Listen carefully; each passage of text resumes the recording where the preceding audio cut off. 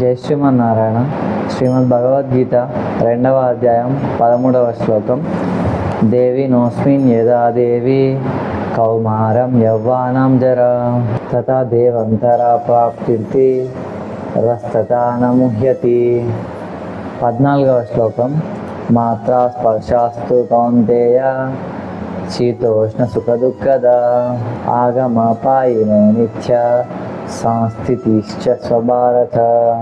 అర్థం: ఓ అర్జున, మన ఆత్మ ఒక దేహంలో బాల్యం నుంచి యవ్వనానికి, అలాగే యవ్వనం నుంచి ముసలితనానికి ఎలా అయితే రూపాంతరం చెందుతుందో, అలాగే మనం చనిపోయాక వేరే దేహంలోనికి ప్రవేశిస్తుంది, అంటే వేరే దేహంలోకి వెళ్తుంది. అలాగే ఈ యొక్క దేహంలో ఉన్నప్పుడు ఆత్మకి సుఖం దుఃఖం అనేటివి చలి ఎండాకాలల్లో వచ్చిపోతూ ఉంటాయి.